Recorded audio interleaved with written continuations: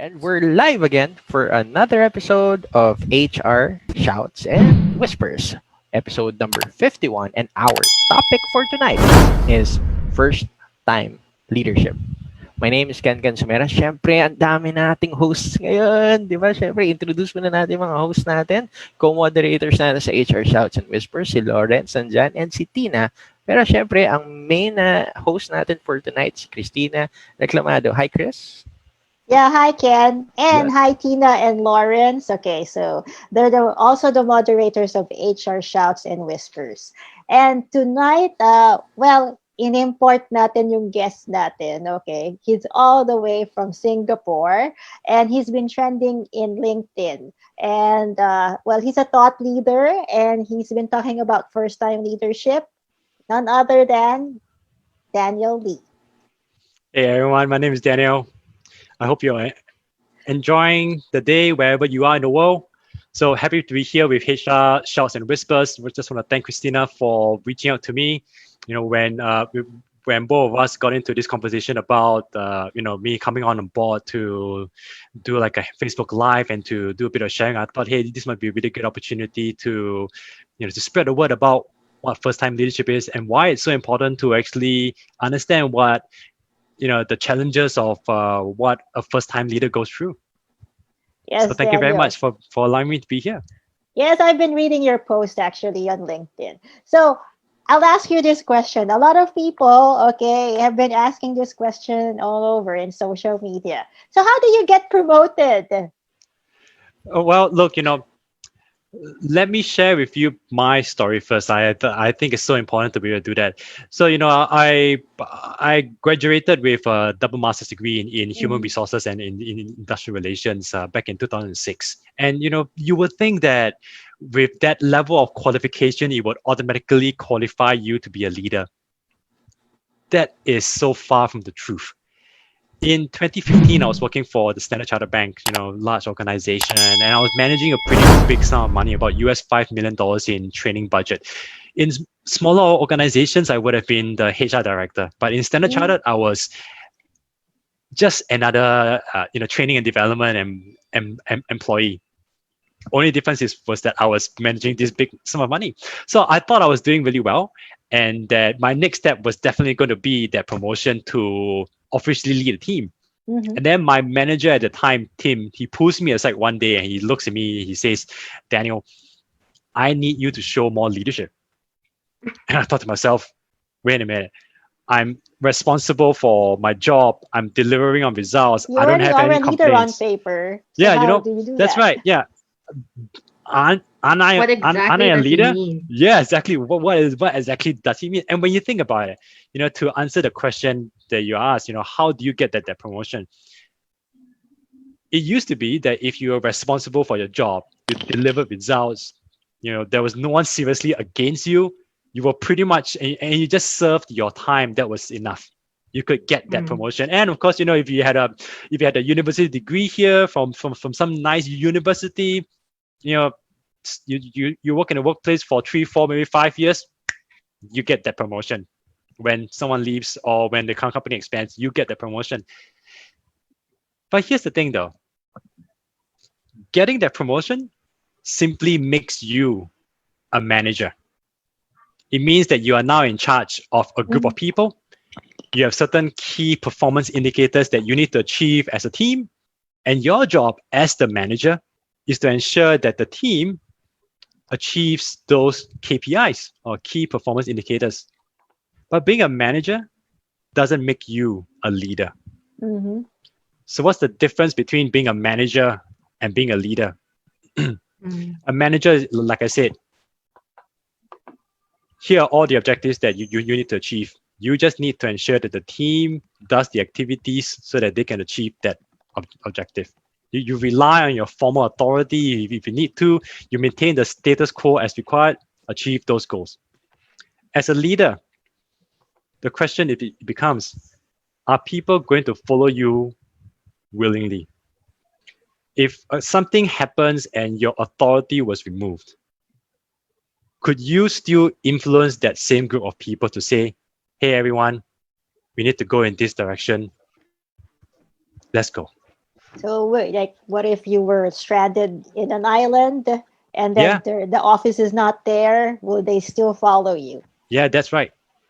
And when my manager Tim at the time said to me that he wanted me to show more leadership,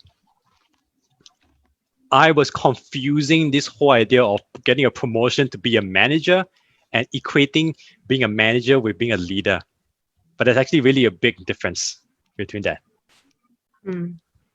Okay, so we'll go back to Daniel. Okay, so interesting. I have a follow-up question, but first I'll ask Lawrence and Tina, okay, to share their experience. Okay, so when you were promoted, okay, so how was it? Okay, what did you experience when you were a first-time leader? Lauren, Oh, okay. I go first. Okay. Well, you can to lead. basically, I have been doing this for 2 months already. So, way back in college, I'm a consistent student leader for 3 years, and then after that, of course, I started working.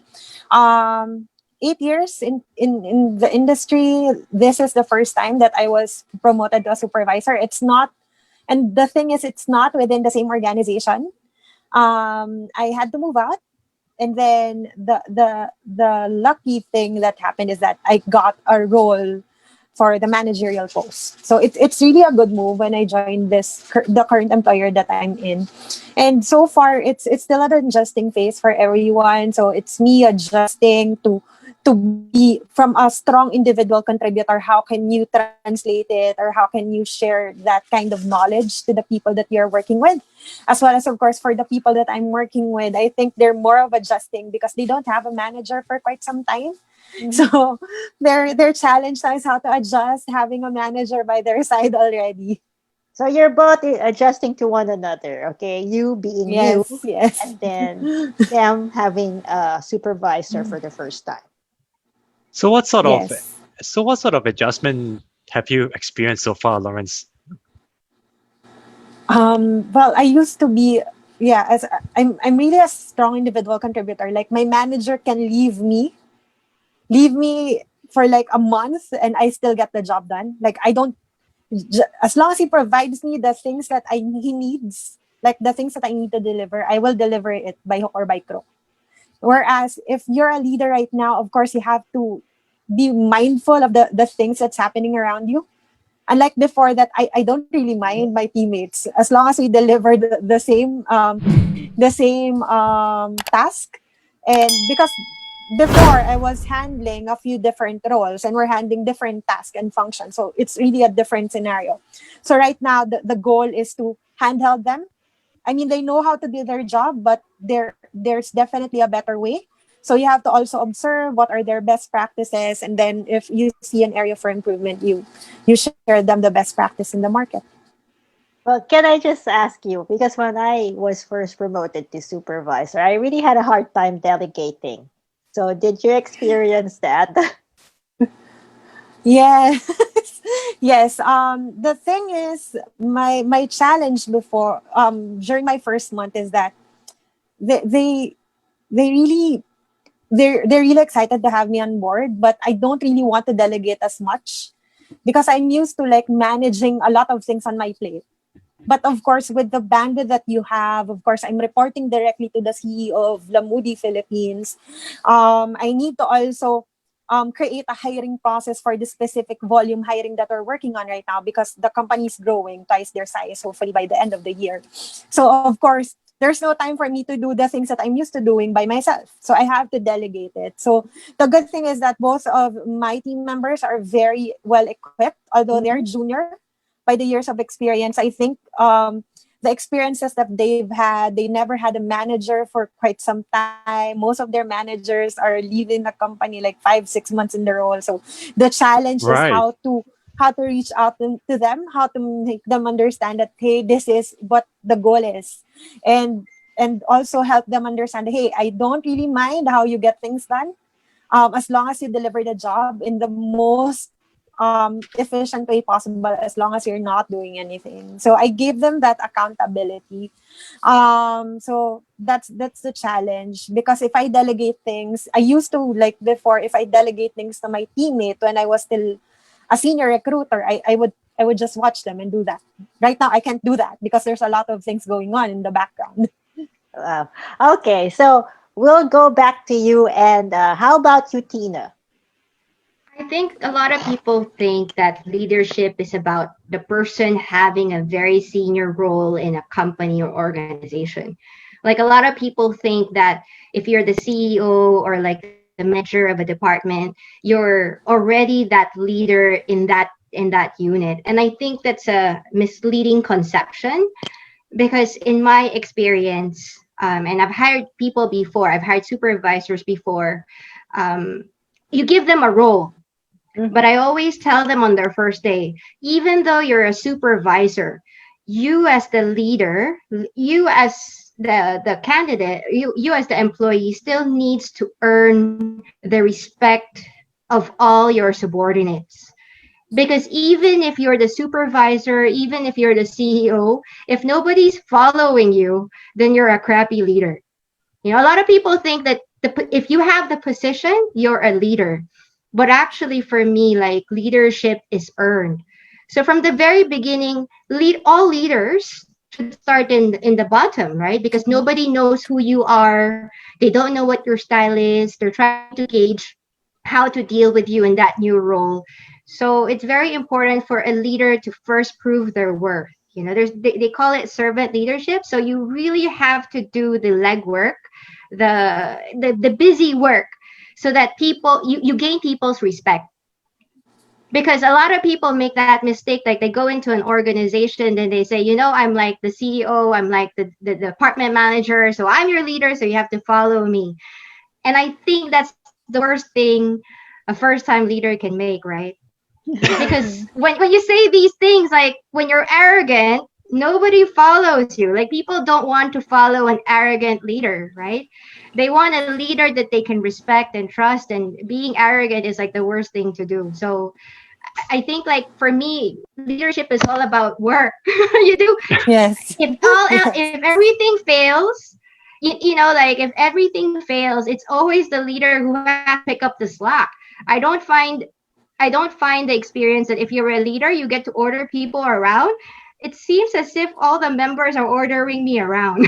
It's I not the think that's other like way around. the 80s way of doing leadership. Yes. The old way. I've never had that. I've never had that time where I sit on a the cushy chair and then order people around and then things get done.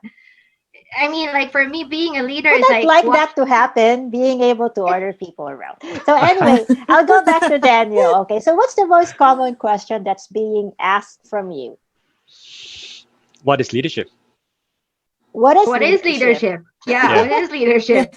And they want a definitive answer. They, people just want to, when they ask me what is leadership, they're really asking for that one golden answer, or that one golden definition to what it is. Mm. And I had the same thing as well. After Tim said to me that I needed to show more leadership, I would go on to read about 30 books on leadership, just on various topics to try to understand what it is. Mm. And what happened was that I couldn't get an answer. You would think that after reading over 30 leadership books, Mhm. specifically targeting around, being a first-time leader, first-time manager, that you could get the answer, right? I couldn't get the answer.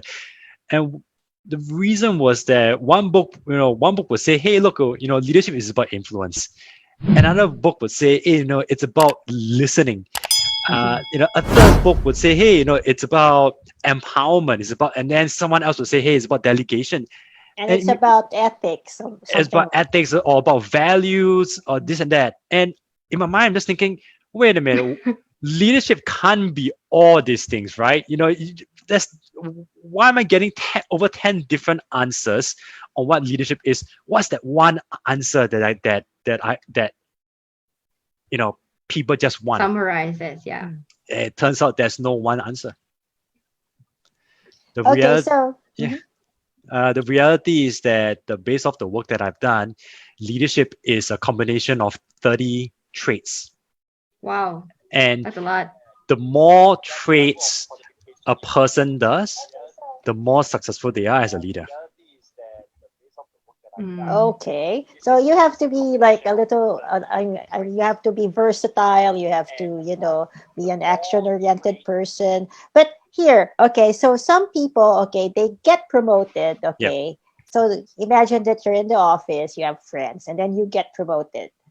So you're going to leave your friends behind because you're going to be like a step up, okay, compared to them. So what is your advice to some people who have alienated or who have been accused of alienating their friends because they have moved up a position?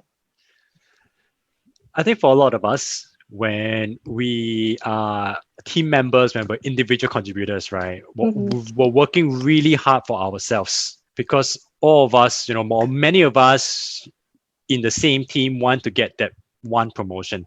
Mhm. And then eventually one of us does, and everyone else loses, Yes. right? And Mm. then the person who gets the position is left with attempting to rebuild the relationship. What happens at the same time is for some of those people who have lost out, they might say to themselves, you know what, there's no more opportunity left in this organization, I'm moving on.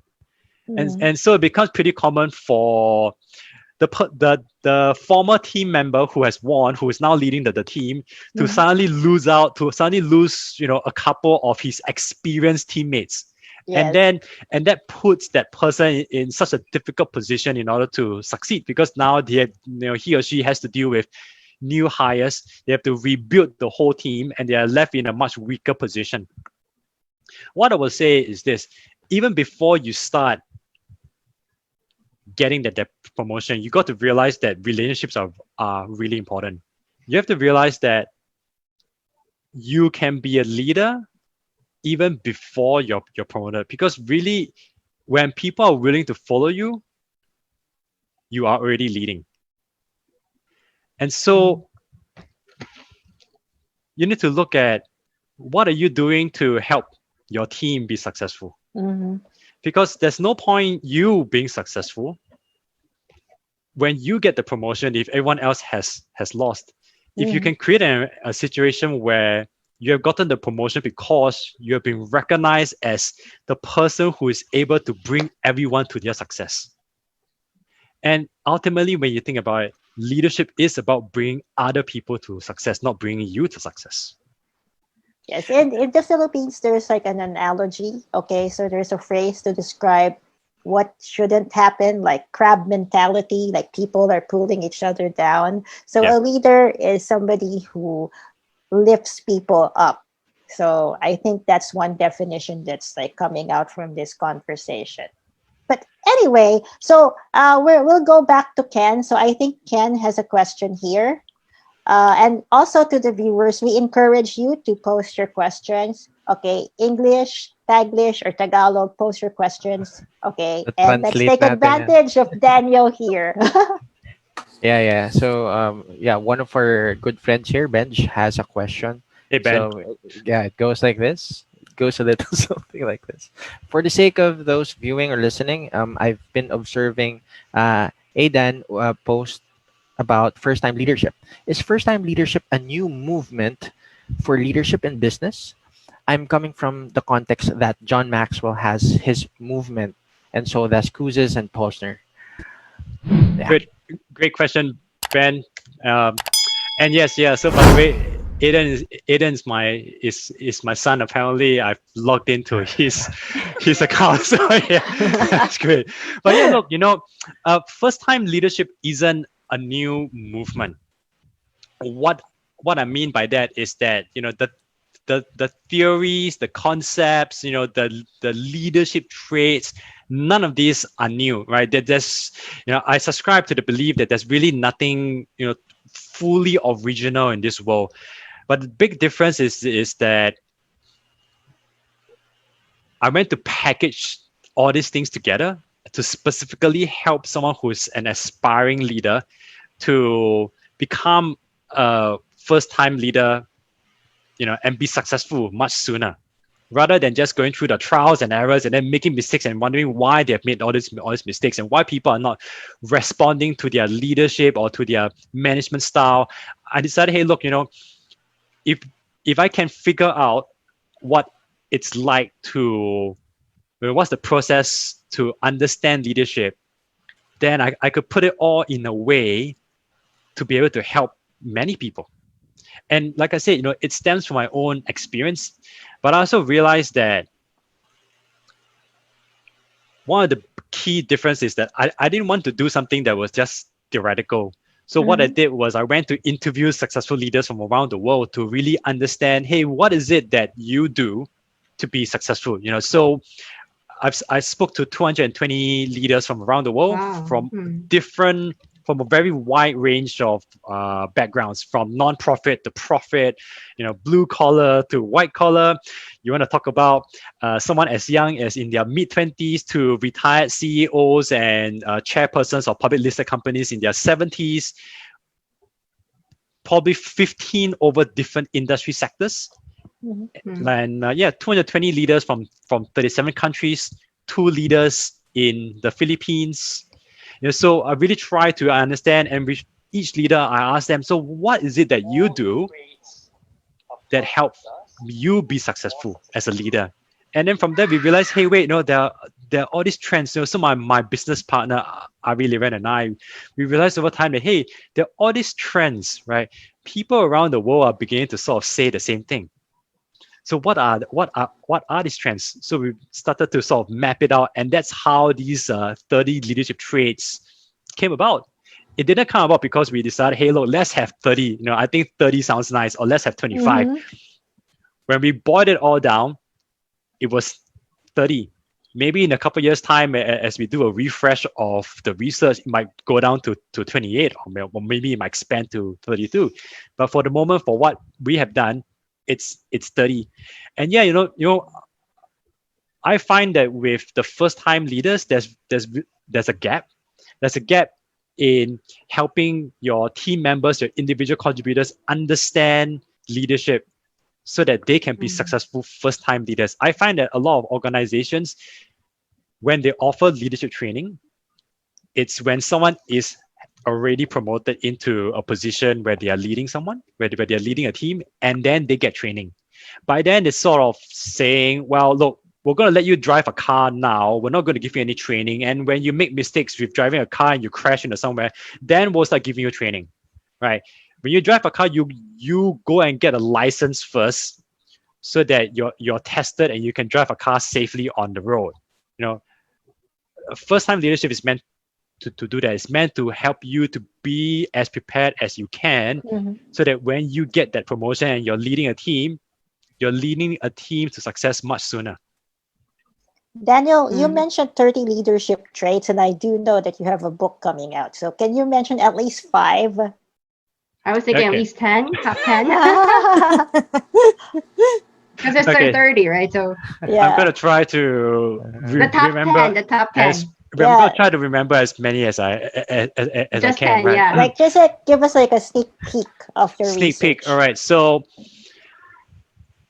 awareness, right? Self-awareness is really important, but not just self-awareness, general awareness of self, awareness of other people, your values. How the best way for you to lead as an individual, to have your own unique style of leadership, is to understand that you lead from your values, you lead from your personality, you lead on your strengths. It's this unique combination that allows you, and only you in this world, based on your life experiences, to lead the way you lead. No one else, even your brother or your sister, or even someone who goes to the same school as you, will lead the way you do. So that's number 2. Contribution, right? Yeah. A leader's job is to help everyone else succeed. And as a result of everyone else succeeding, the leader will then succeed. So contribution becomes really important. Collaboration. You're not the one with as the leader, as an individual contributor, you can safely say your job. As a leader of others, you have people in the team who know their own jobs, and you are not going to know their job as well as they do. But your job is to get everybody to start working together so that they can get themselves to success. So how much is that? That's fourth. Four. For number five, you have to develop people. And the reason is this: when you're leading other people, you're responsible for the collective results. And the only way to achieve collective results is if your team members are successful. And your team members will be successful when they are developed and when they have the right set of skills in order to do their jobs well. So that's five. Number six, you want to be as a first time leader, especially, the learning curve is really steep. There are many things that you don't know, and so your self-confidence is going to be an issue. But here's the thing: your ability to lead is derived from your willingness to learn. And then when the faster you learn, the more confident you become.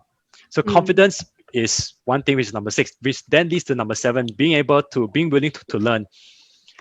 There's a reason why they say that as a leader, it can be quite lonely, right? Or that leadership is a pretty lonely journey, because you can't sort of spill the beans to your team members and say, hey, look, I'm really concerned about these things. Your team members are looking up to you.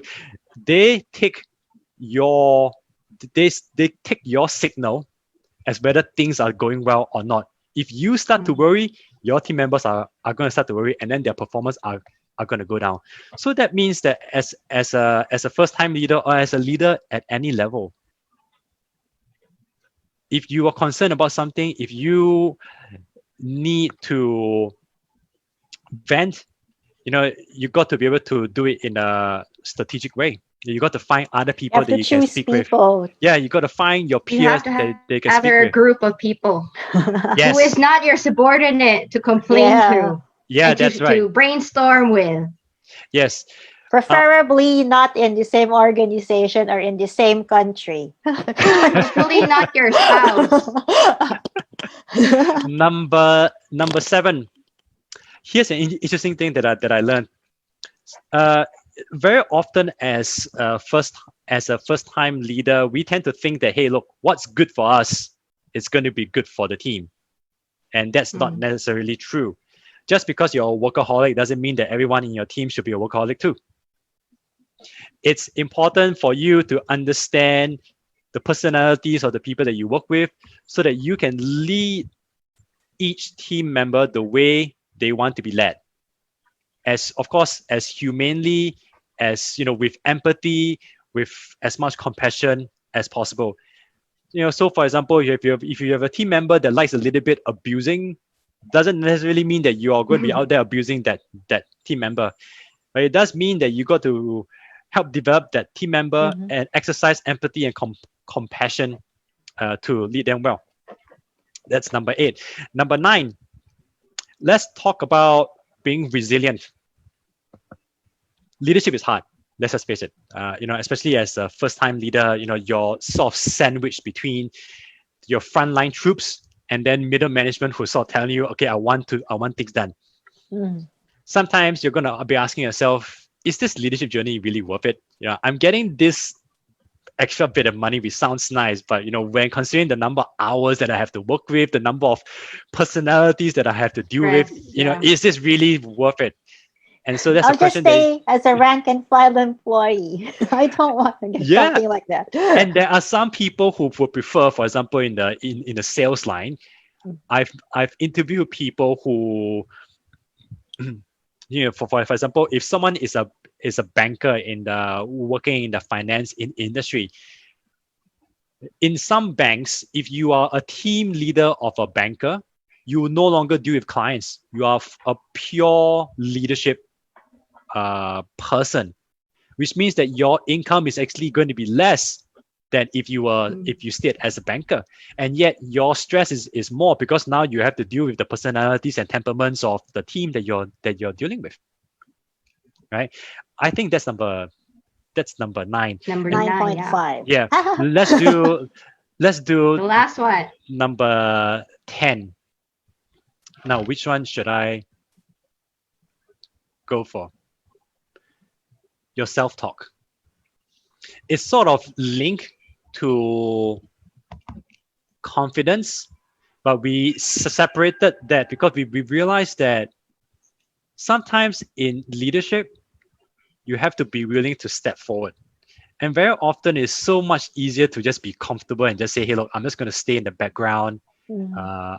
I know I do have the skills to lead this project or get involved in this project, but it's much better to just stay back, stay in the background, do my job, finish my 8-9 hours and just go home. Sometimes you have to ask yourself, if I have what it takes and the situation calls for someone like me to step up and lead, am I going to do it?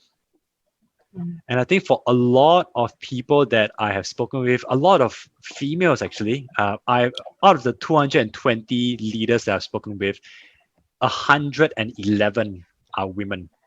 And one of the most times have changed. yeah, and one of the most recent research that I've just done, which I'm going to be running a whole series of interviews and webinars and podcasts about, is this whole idea that women actually spend between 2 to 4 years being over ready for a position before they actually put their hands up for it.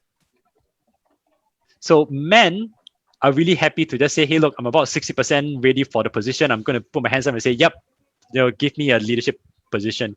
But for ladies, there's a general tendency to be 2 to 4 years overly prepared for the position before they finally give themselves the go ahead for the position. And sometimes, point number 10 is what you say to yourself. You might be more ready for a position than you give yourself credit for. Or in some cases, you might actually need to hold back a bit and probably wait another year before you are ready. So yes. Usually, So let me just summarize, right? So there's 10. The first one is self-awareness. Oh, you're writing it down. The second one is values. Yeah, because there's yes. I've asked you for 10, so might as well write it down. The third one is contribution, to help everyone succeed. The fourth one is collaboration, maximizing your people's contribution. Developing people is number 5, so you're responsible for the collective results. Number 6 is self-confidence. Number 7 is the ability to learn. Number 8 is what's good for you. Understand the people's personalities, to Yes. ask delegating them the task that's right for their personality, because not whatever works for Adam might not work for Ben. Number 9 is being resilient, and number 10 is self-talk. Looking at number 10, you were mentioning that almost half of the leaders that you interviewed are women. Yes. The biggest question is, with these female leaders, do you think it is true if they could do it all? A lot of people, there's always been the discussion, right? Can women do it all? Because when you're a leader, you're leading a department, you're leading a lot of people. How does that work? Because, traditionally, the women are still tasked to manage the home. Yeah. Look, specifically if we're talking about women leaders, in general, there are successful in juggling too. There are 3. I have interviewed women leaders who are successful at work and are successful at home. All right. So it's not impossible. It is possible. What's required though is at home, for example, you're going to need a really supportive spouse or supportive partner. So you have to choose the one you marry. That's it. I think it's really important. For one thing, I definitely wouldn't be able to do what I do if I didn't have a really capable wife. That's definitely for sure. It's something like a team. It's like teamwork. It's ultimately still a teamwork. Yeah. There are ladies who are really senior, and when I find out a little bit more about their work. For example, there's this lady in the US that I interviewed. She runs a pretty successful spirits companies, so spirits as in beer, wine, Yeah. alcohol kind of a thing, right? They call it spirits. And she runs the company. She's the CEO and president. Which is like a very male industry, isn't it? Like Yeah, spirits is that's right. usually handled by males. It's Yeah, exactly. And her husband is the COO, that's not right? so bad. The So salary's closer. so what happened was that the husband used to be employed as a corporate employee, and then when the wife's business started to take off, he figured, hey, look, I'm gonna support my wife, and that's what he did. And so for her, she was, of course, they were then able to have a family, and run this successful business because both spouses are very focused on that. Okay, I think, so yeah. this one is like teamwork and choosing the right spouse. Okay, so Lawrence, we need to inspire you. Oh, so where's Lawrence? Oh my Okay. God, just when I dialed in, we're talking about finding the right spouse. Okay, so gentlemen, Hello? Yes. Lawrence is like Is in it? the market Yeah. for a really cool and Okay. handsome partner. Is it hard? Women, the people that you interviewed, how many of them, is there a correlation to being married and being a leader? Just on Yeah. top of head, right? How many of the 200 people that you've So were you just are like happily selecting married? married? Were you just selecting Happily married women? married. Or were you No, selecting no. them Look, based on their work? Like, we actually approached a lot of people, mhm. and our hit rate was 1 out of 3. Hmm. So you can imagine that even though we interviewed 220 leaders from around the world, close to 400 other leaders turned us down. I Mm. see. Yes. So the ones that we interviewed were the ones who were really willing to share.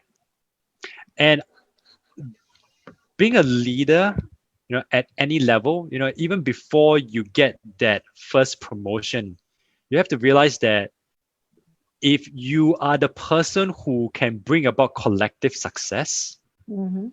then you will stand out. There is absolutely no way that you can be the best person to bring about collective success and not get promoted, right? Because if that's the case, then you're probably working in the wrong organization.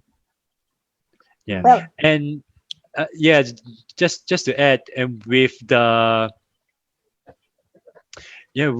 people, it's really a broad mixture. Some people are happily married, other people are single. Like I said, Or Lawrence. I've interviewees who are as young as 25 or 26, and they are 3 years into the job, and they got picked to be a team supervisor. okay, let's talk about age. Okay, so we talked about, since we're talking about demographics. Okay, how about millennial leaders? Because Lawrence here, she's I think you're a little bit shy of like 28, 29. So she's a millennial. Okay, so what can you say about millennial leaders? Do they have a certain trait? I don't think there's a particular trait. I'm a Gen Y. I'm a very early Gen Y. I was born in 1978. Oh Right? no, it makes me the oldest here. Yeah. I don't think there's a generalization, and I realize as well that people don't really, while people naturally feel that, and this might be because we've been so socialized here in Asia, that we feel the halo, that our managers should be someone older. The reality is that if someone who is younger is a leader, people don't have an issue accepting a younger leader. What's the point of having a leader? The leader is meant to bring everyone to success. Mhm. And so if this young person comes along, and I've worked with younger leaders before, if this young person comes along and they are confident with themselves and they can bring me to the success that I need to achieve for my work, I don't have a problem following them. right? The only issue is when this young person comes along and in reality, they're not very confident, they're quite Mhm. insecure, and they start to put on certain level of arrogance and all that. That's when the issue comes up. But I can see from how Lawrence was sharing her experience. She doesn't have that at all, and she seems to have a lot of things locked down in place, and So, she's pretty so confident about herself. Lauren, so like you made a decision to jump ship, literally. So, can you tell us more about that? Well, my experience transitioning last June. Yes. Oh, okay. Well, of course, given the current situation, yeah, the general idea is that I was a part of those people who had to leave Uh, the company. But the good thing about it is that, to be honest, the before I was really upfront with my boss that, boss, I don't want to be a manager. I don't want to be a manager because I know there's a lot of things that's happening around. There's a lot of things that you need to do. I was so scared taking in that kind of responsibility. So I think the situation right now, of course, when I applied, I was actually aiming for a senior role. I mm, did not aim for a leader position because I know that this will entail a lot of things from me. But I think my boss right now saw the potential. And I also told them that during the interview, I saw the eagerness of the team to have someone join them. And of course, the challenge of the role. So at the end of the meeting, I told them, yeah, I'm applying for a team lead position. And turns out there was no team lead position. The only opening that they've had was the head of talent acquisition, but they can find someone for that role. mhm. So when I applied, they hired me for a recruitment lead role, and then hopefully, if they if I develop into the role, hopefully someday I'll get the role. But I'm not really keen on getting that because, of course, there's still a lot of adjustments going on. I think it's more of developing my leadership style right now. That's what I'm aiming for. So you're into savoring the process of developing Yes, yourself. Yes. So yes. let's talk about self leadership. So Ken, so you are talking with a lot of people who have issues on self leadership. Can you tell us more about that? Well, in regards to self leadership, it becomes something deep to talk about because Mhm, one of the things that Daniel was talking about kanina earlier was like self talk, mhm, right? So for some people, there are a lot of self talk. For other people, there are less self talk, right? mhm, So again, going with working with people, we get to also understand that people see the world differently. Each and every one of us have different ways on how we perceive we a perception we see the world. So the thing with self leadership is, who do you follow, right? Because as I got to talk to different kinds of people, most people right now, to be honest, don't follow themselves. They follow what other people would say, what other people would believe. And based on those outward experiences, ideas, perceptions, thoughts, they follow that. They listen to that more than they listen to what they themselves are saying. That's why So, I would agree very much with strengthening or understanding yourself better. mhm, Because as you get to ask questions, as you get to like spend more time with yourself, like meditation, answering just simple questions that would help you grow yourself, your consciousness, it could really easily help you influence other people as you grow your reality. Some people have like a big like strong imagination, they have a strong reality. mhm. So the bigger here's my concept, okay, the bigger the reality that you have, the stronger it is, the, the better you can influence other people.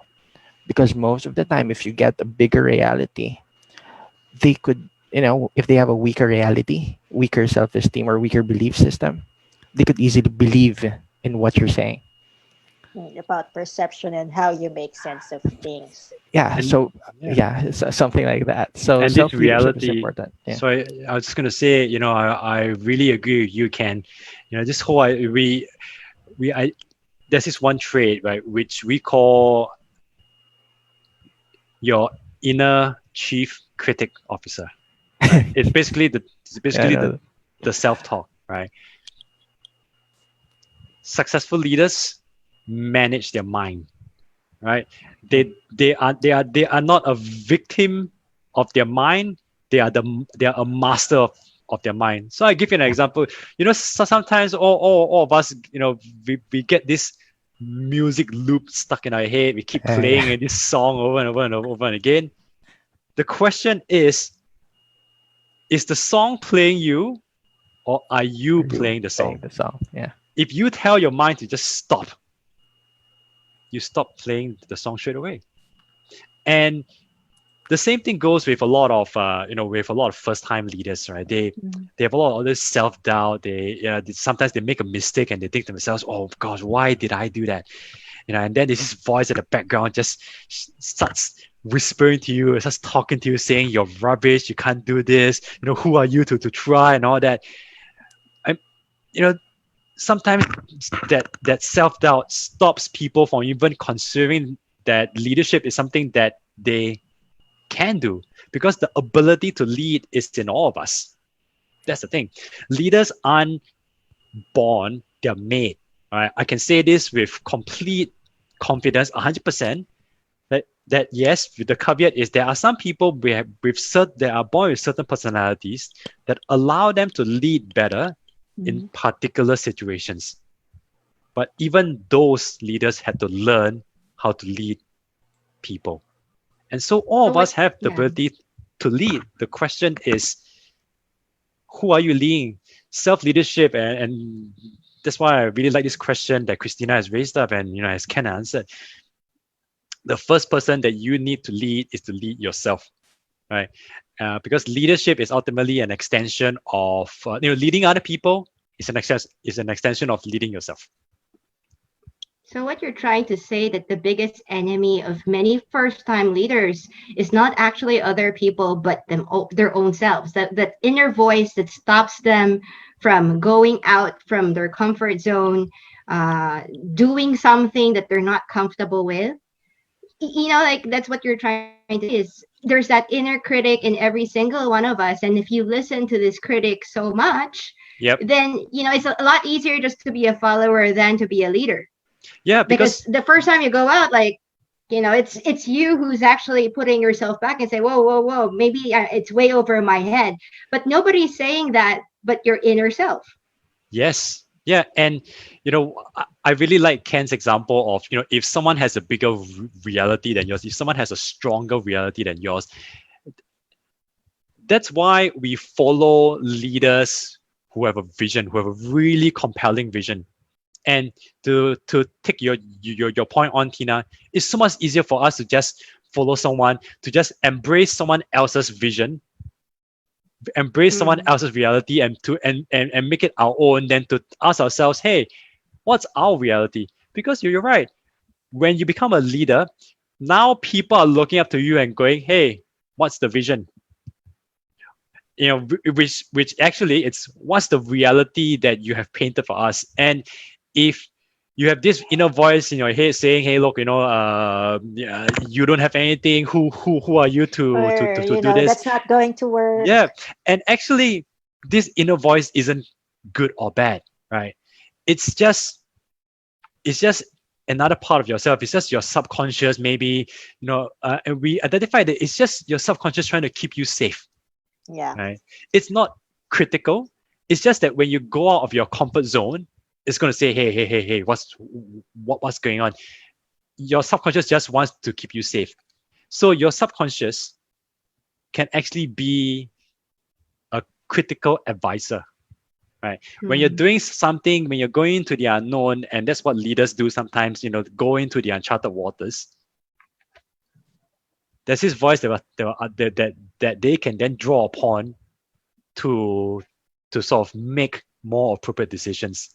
That's why some leaders have this gut feeling, or they have this sixth sense. They have tuned that inner critic and converted that inner critic into an inner advisor. But how will the first time leaders, like when you're a first time leader, sometimes you will make, there's A, B, and C, and there's actually sometimes like the correct decision and the wrong decision. A lot of first time leaders are afraid to make that first step because they're afraid to make that wrong decision. Yep. Right. And it would embarrass themselves. What would be your advice to first time leaders who's afraid to take on a leadership role because they're afraid to be humiliated and by making the wrong mistakes? Okay, it's gonna sound a little bit Easy or controversial. I'm just gonna give the hard truth, right? As a Right. leader, once you put yourself out there, you are on the spotlight all the time, right? Yeah, I agree. Every single freckle on your face, every single mole, every single action, every single word that you say, someone out there is going to record it down, and then one day they're going to pull it out and say, "Hey, but you said this." It's like our president. Yeah, different. Yeah. Once you become a leader, it is the reality. It's the reality. But yeah, to Tina, to Everyone can rewind even Yeah. this video and say, didn't you say this in yeah, August 19? exactly. And you're just like, Yeah, and so But you know what? Yeah. I think that the best way to teach yourself is just to like commit that mistake. commit the Yeah. mistake, yes, and just to really answer the question that Tina's asking. Right. I mean, when it comes to making the decision, especially as a first time leader, that's the reason why God gave us 2 ears and 1 mouth. Spend more time listening. Spend more time listening to the expertise and the insights that your team can provide to you. Because the moment as a leader, if you're first to open your mouth and express an opinion, it almost becomes law or the direction that everyone's going to take, right? So if you keep quiet and you're listening and you're getting the inputs from everyone else, you're putting yourself strategically in a much better position to make a more appropriate decision. Of course, that's one. The other factor is this decision made with care? And it sounds like a really strange word to use the word care, right? But is this decision and the action that you're going to make, have you infused it with empathy? Have you infused it with compassion, right? Even if you're making a decision that's going to be, for example, layoffs, which is pretty happening now, have you made the effort to communicate that layoff? Right. As a leader, sometimes you just have to go and talk to your team member and say, "Hey, look, unfortunately, we've had to make this decision, and I have to let you go." Have you gone through the process of, thinking to yourself, "Why am I letting this person go, and how can I let this person go in the most humane way?" And so at the end of the day, if you've listened to the expertise of your team, if you have made your decision or what you're going to say, and you have factored in empathy and compassion, then you're pretty much in a position to make the most appropriate decision at the time. Now, of course, facts change as things do, and when situation change, you should be able to then turn around and say, all right, the situation has changed, and so the direction that we need to take has to change. The key, and that's number 3, is to be open, honest, and authentic about it. Don't try to lie and say, "Oh, look, it was someone else's fault. That's why I made the previous decision, and now this other person is saying this, and so I'm going to make this decision." Then it destroys it destroys this brand or this image that you have, that other people have of who you are. Then other people can't make heads or tail, or they don't have a sense of who you are as a person. And when people don't have a sense of who you are as a person, they can't trust you. Yeah, And it's when they can't trust credibility. you, you lose your influence Yes. It's So all about leaders have also to take credibility. responsibility, right? as well. Yes. I'll ask you this. Somebody asked us a question. That's from James Felias. Okay, so hi, Daniel. Good evening. If you are a probationary employee who was selected, okay, to be in a succession planning program, so being promoted to an officer, supervisor, or manager. So you were part of that pool. And then do you think that you have to be highly dependent on your coach or advisor? And how could an employee balance his own leadership and the leadership style of others? So this is when you take on a coach or a mentor inside the organization. Will you be dependent on that coach or mentor? And then if you have your own style, how do you mix it, or make it compatible? Do you need to make it compatible with the leadership style of your mentor? Okay, so two questions. So let's answer the first question. I think it's great. I think what James has asked is a really insightful question. Leaders learn. The faster a leader learns, the faster they can get themselves to success, especially first-time leaders. And it's not. Well, what I would add though, that James, is that it's not just learning from someone who's more senior than you, someone who's more experienced than you. The learning can happen from anyone, right? Especially those who are at the side of you, or even those who are below you. Because everybody brings in their own expertise. Everybody brings in their own perspectives. As a leader at any level, you are not able to know it all. And because of that, it's so important to be open to learning, and also ensuring that other people have the impression that you are open to learning. So I give you an example. There are some who will only learn from a professional coach because they feel that, hey, look, my company has spent money on engaging this coach, and so I should really learn from that coach. But if my peer says something, or if someone below me, shares something, I might not be so open to it. What happens is you think that you are really open to learning, but the perception that you're giving to everyone else is that you're being selective. And what's the impact of that? The feedback that you get, the critical feedback that you need to ensure that you are successful as a leader of others, starts to get turned off. And once people start to feel that you're not open to accepting feedback, you're not open to learning from them, or that you're only selective, then the feedback becomes selective as well. Then that's why some leaders complain that, hey, look, why do I only hear good news and I don't hear bad news? Right? That happens. So to answer that question, I think it's good to be open to what your coach or the advisor tells you.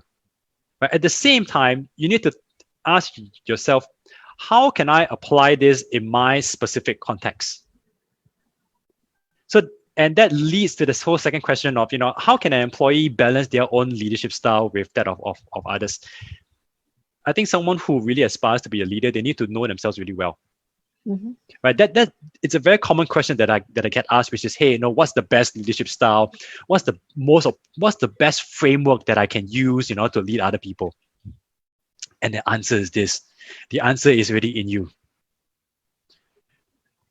Leadership style is a mixture of, and I'm not talking about, democratic or authoritative or command and control and all that. We are all that, right? We can be participative at times we can be conciliatory at times, we can be command and control, we can delegate, we can be authoritative if we need to. It depends on the situation.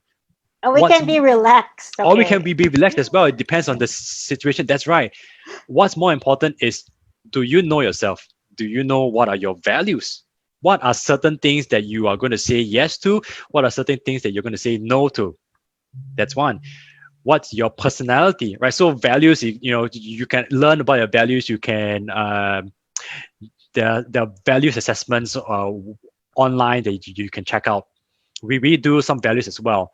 What are some of your strengths, right? Strengths finder, that's really helpful. For example, my strength is responsibility. Health is a very big thing for me. So if I have a team member who has some health issues, do you think I would say no to them taking leave? No, I would say yes, take as much leave as you need, because I need you to come back to work 100%.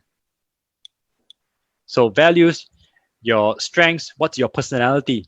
Are you more of for example, are you more of an implementer kind of person? Or are you an action person? Maybe you're a creative. maybe you're a relationship sort of a person. Then the question becomes this, all right? Your leadership style is very likely going to be influenced by a mixture of these things: your values, your strengths, your personality. So for example, I really love implementation, right? When I make a when it comes to making a decision, I'm always looking at, all right, what are the steps that we need to ensure that we implement to success? But I know that in order for my decision to be as successful as possible, I need insights from other people. I need other people who can tell me, Daniel, we haven't considered this yet, or Daniel, have we considered that? Right. And so James, when you're working with other people, you need to think, I know I can bring in this particular skill set, this particular strength, these values, these perspectives. But I also know that I'm weak in other areas. So I need to work with other people who can complement me on those areas. And that's how you work with other people who are bringing other leadership styles. What is it that they do? What are their strengths that can complement you? And that's why your self-awareness is really important, and your awareness of others is equally important. Hopefully, James, that answers your question. Well, I'd I like agree to that, Daniel. Usually I hire people that can complement, I mean, that can fill in my weaknesses. So when I interview, that's what I actually try to observe from the interview, because like I'm a more of like a big picture person. So I try to hire people who are more detail oriented. That's an example of what you're trying to say. Yeah. So let me give James another example. So my business partner Avi, he's a really creative guy, right? Mhm. Once and creatives are such that once you talk to them, their mind is just spinning about getting more ideas. They can talk about topic A and then go to B C D E F G blah blah blah blah blah blah. And for me, what I do is I say, okay, I will go to him and say, all right, I want to achieve this. I want to go from A to D, and I know that there's B and C. What am I missing? And then we'll start talking, and then he'll say, "Oh, have you considered A1 or A2 or B1 or B2?" And then I'll go, "All right, I like all your ideas. Good. I'm just writing it down. Great."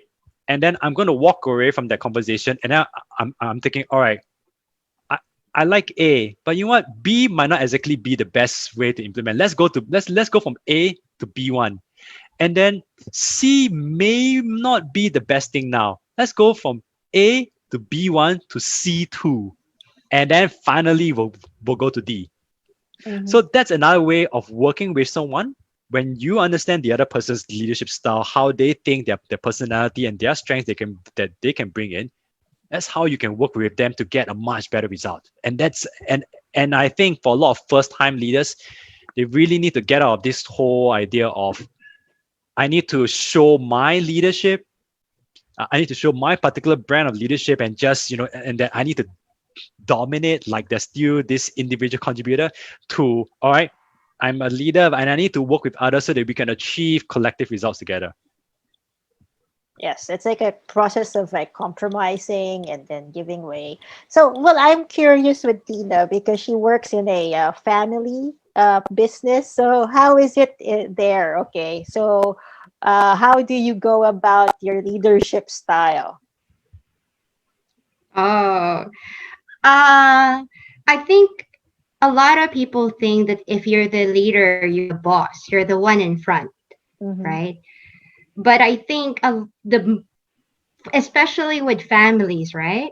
The Yeah, best type of leadership is when people know they're being led. Mhm. Meaning to say, like a lot of the negotiations, a lot of your ideas is not communicated on the table where everybody's there, but actually when out, like before the meeting or after the meeting, when everybody's separate, right? So being a leader is not always being the loudest person there, but actually being the person who is managing everybody else in the background, in yeah, such a case that they think that it's their idea later on. So Yep. sometimes I'll talk to my father-in-law and I'll tell him an idea, hmm and then later on he'll package it as his idea. Because if he thinks it's a great idea, he won't give me credit, right? Because father-in-laws never give you credit.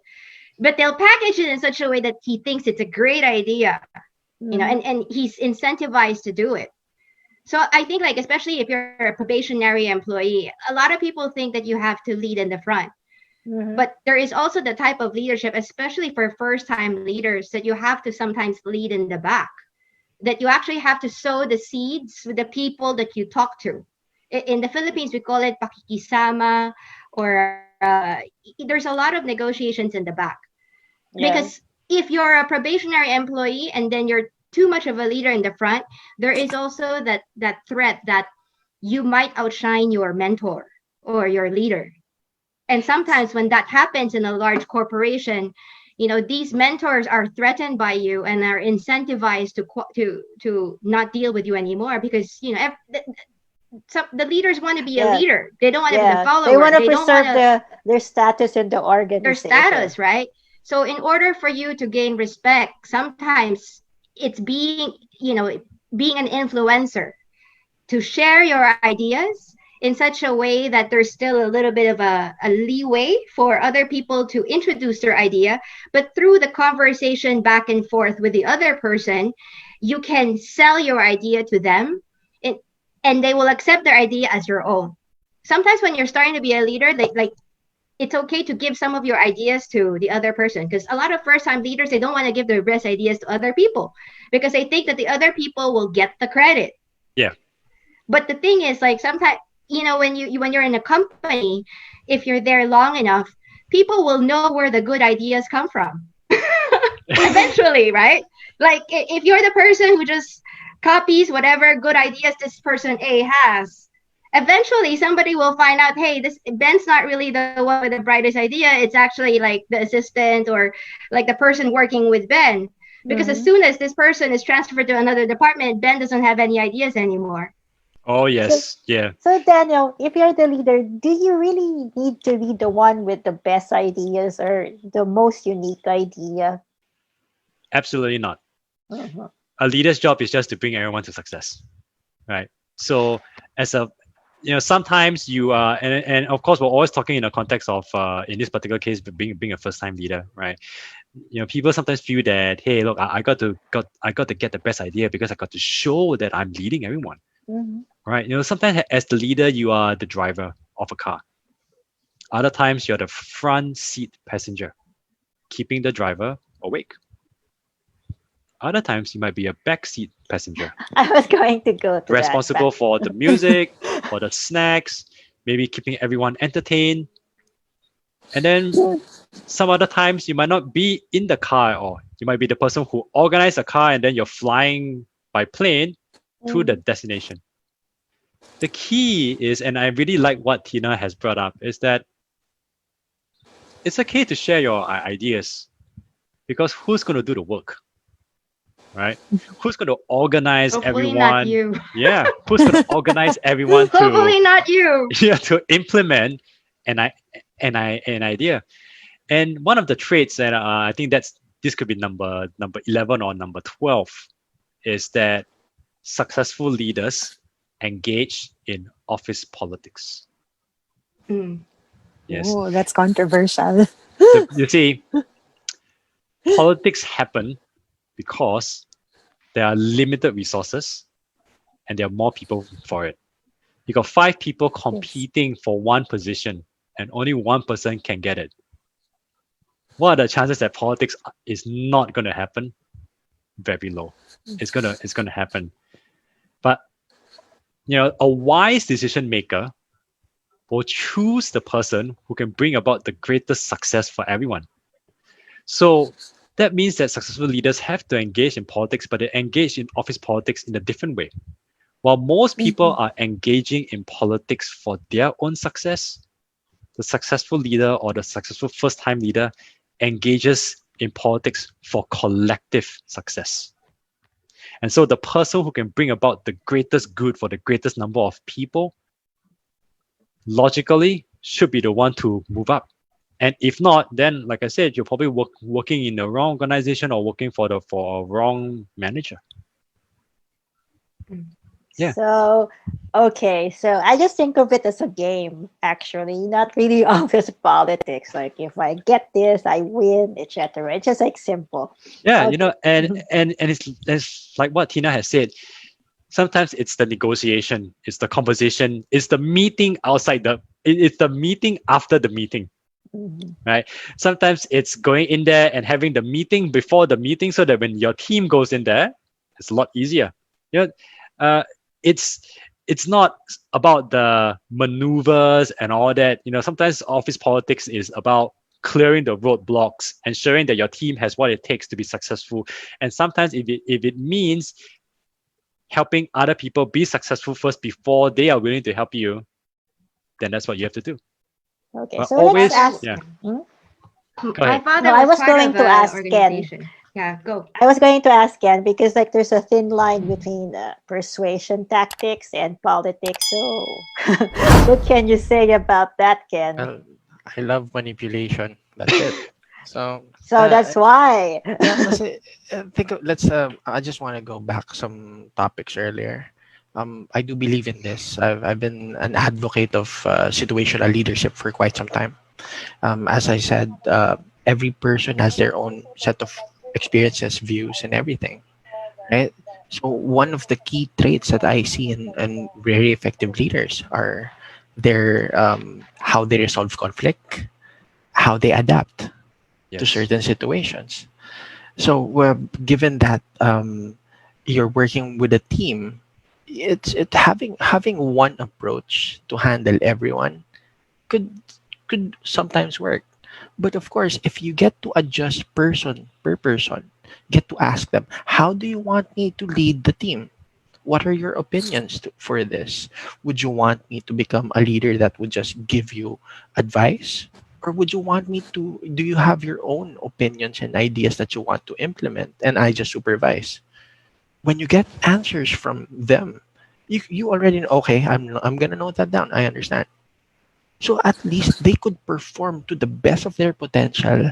They're using their understanding, their values, their everything to their best benefit, and everyone could coexist. Pero at the end of the day, of course, you're in charge. You're there to oversee everyone's success. That's why I love the definition earlier. I mean, you're in charge of everyone's success. That's super nice. Yeah. Okay. So So, yeah. What was the question again, Chris? I just had yeah, so politics and persuasion. yeah, So, like, there's a politics. thin line. Okay. So, There when is it is. politics and when is it just like, just a means to persuade people? For main definition for me, I mean, there's like a thin line between influence, manipulation, persuasion. At the end of the day, there's one thing: intention. That's it. So if the intention would be something to actually get someone to say yes, of course, persuasions, you have a plan in mind that you're implementing. Manipulation, it could be good, it could be bad. It's just a term, But one thing to give advice, since we're here to help our friends, audience, to with their first time leadership roles, um, engage in politics.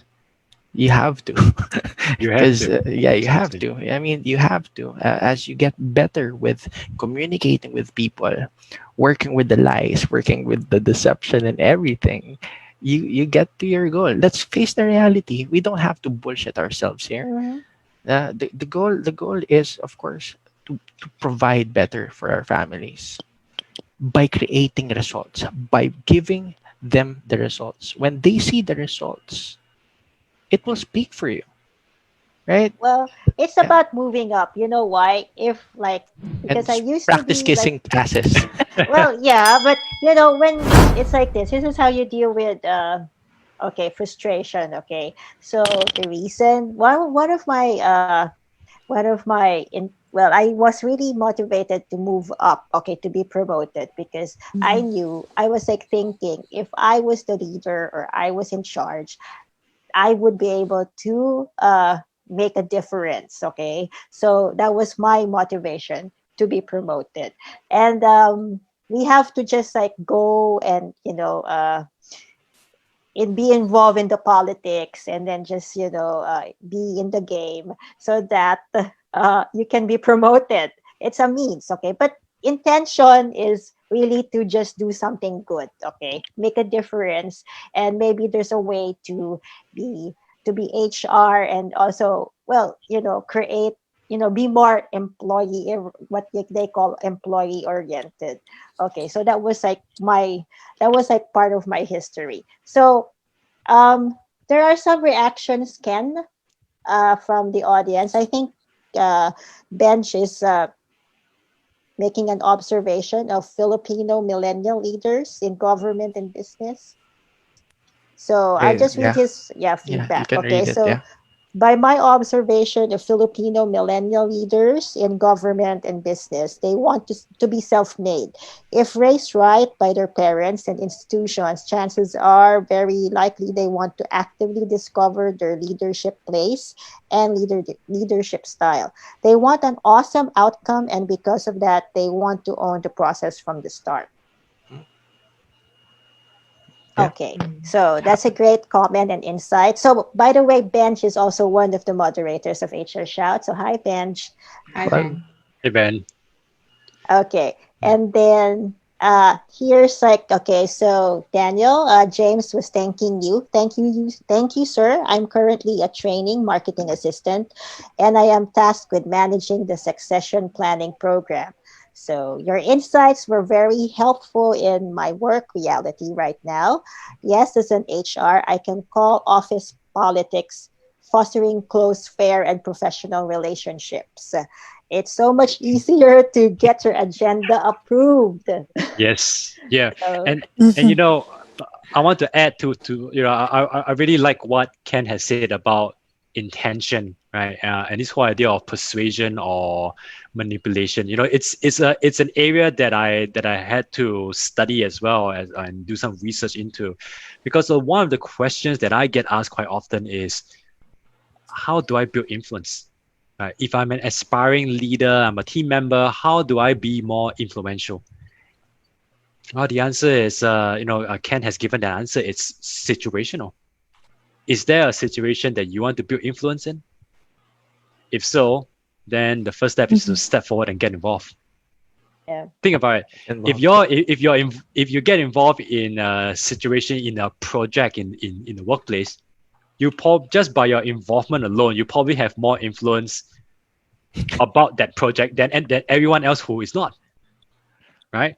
And then Mhm. another question that I get asked is, all right, so let's say that there are a few people in this project. So how do I be more influential within this project group? Well, there are going to be, subcommittees, main committees. Maybe you can get yourself into the main committee. Then by virtue of being in the main committee, you're going to have a lot more influence in that project than someone who's in the subcommittee. Yes. And then finally, what if you want even more influence than that? Well, then there's only one thing that you can do, is to lead the project. Yeah. Take over. Yeah. That's right. Once you're the person who's leading the project, and you can lead the project to success, that's your influence. So So, are you influence, trying? Yeah, yeah, go ahead. sorry. Go ahead, Tina. Are you trying to say that the leader or the first time leader is the person who does A, the most work, and B, who brings most of his ideas to fruition for the first time leader? I will say that the first time leader has a lot more work Yeah. than Mhm. being an individual contributor or just a team member. May not necessarily be his or her idea, right? But there's definitely work in bringing an idea to success. Yeah, sometimes it might be, from senior management, and they pass it on down, and then you, as the first time leader with your team, you have to implement something. I've seen that happen very often. I've had that experience myself. And when you can implement that idea to success, guess what? You now have a little bit more influence with the senior leader who thought up of that idea. And then, Mm. that's one way to build influence. There are also, by the way, many sources of influence. Yeah, Mhm. sometimes some people build their influence based on their formal authority. Other people build their influence based on being a subject matter expert, or like what Tina has said earlier, who's the idea thinker? Who's the person coming up with the idea? Sometimes they build influence that way. Other people build influence by developing really strong relationships, right? I worked in a bank where it was relationship focused. So who you know and who knows you is really important to career success, right? That's one way of building influence.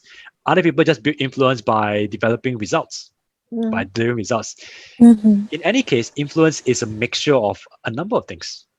So there's no one answer to what's the best way to build influence. It's just really a variety of factors involved.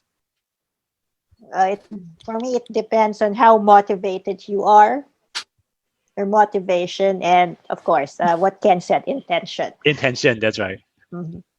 So, okay, so before anything else, okay, so people are actually getting on a hunt, and then we'll pull up the data from Job Street. We are going to show, I described it as how lucrative being a leader is. Okay, so we have some data from Job Street, and these are openings and offerings to middle management and junior management position. So these are just the offerings and the industries that are, scouting for leaders. Junior management, we have Mhm. customer service industry. So it's a good time to, well, explore the customer service industry and see if Mhm. a certain company is the right fit for you. And let's go to the next slide. So this is like the offerings for the middle management position. Wow. Okay. So maybe it's a good time to also like sharpen the saw, and then maybe in the future, in the near future, look for those openings and Job Street. Okay. And then let's go to the Mhm. next slide. What's the next slide? So senior management position for CEO, VP, AVP, director. Okay, so that data is courtesy of JobStreet, and that's a summary of the current job openings and offerings to those who are, of course, looking for that juicy position. Okay, so let's go back to the discussion. So Daniel, I'll ask you this. So this time has been chaotic. So it's the pandemic. So what does it take to be a leader in these uncertain times? First, you have to start by leading yourself. Wow, let's break that down. What exactly, what's the direction that you want to take? I mean, of So, course, we're not talking about just leaving your job right now and just, going yes. on and doing something else. But the the question is that in your workplace, what are the opportunities for you to grow? Yeah. Right? Start looking around for that, because you know when times are tough, companies are just going to use the opportunity to clear out some of the dead wood, right? Some of the underperformers, and they'll just let them go. So there might be a reorganization if that already has not happened for many companies. They would take the opportunity to reorganize. And when things are all up in the air and there's a bit of uncertainty, that's where the opportunity comes in, and you can decide for yourself, well, do I want to be a leader? Like I said, it's different from being in a position of management. Do I want to be a leader where I can bring people to success, where I can influence, where I can do more collective good? Mm-hmm. Because ultimately, when the people around you are successful and the people around you know that it's because of you, you know, you have to move. Mm. They will elevate you because they know that you become critical for their success. And I think in this time of crisis, you got to focus on how can you be a person of value. How can you, Mhm. find ways and means of being more valuable to the people that you work with. If it means, like what Tina said, clearing some of the, doing some of the backroom negotiations so that it makes it easier for everyone else. or like what Ken has said, you walking with the intention of doing more good, or like what Lawrence has been doing, which is, just helping the team be successful, building up their capabilities, so that she can then focus on, being more helpful to the CEO. I think that there are opportunities. It's really a case of each of us asking ourselves, do we want to step forward?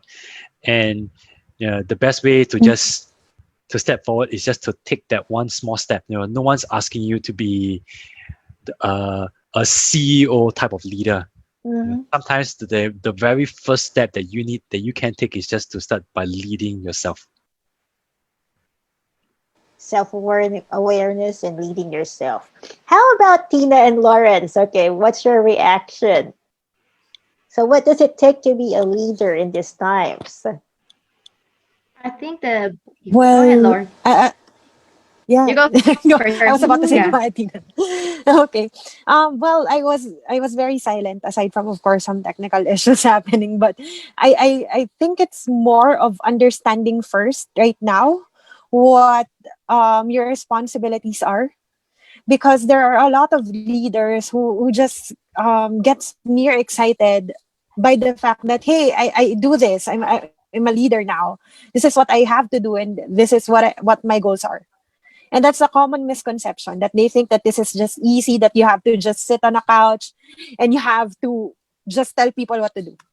And that's the thing, they think that being a supervisor is just more of, hey, you have to do this, you have to do that. But even I, right now, with what I do, and you can also ask the people that I'm working with, I do as simple as the initial interviews.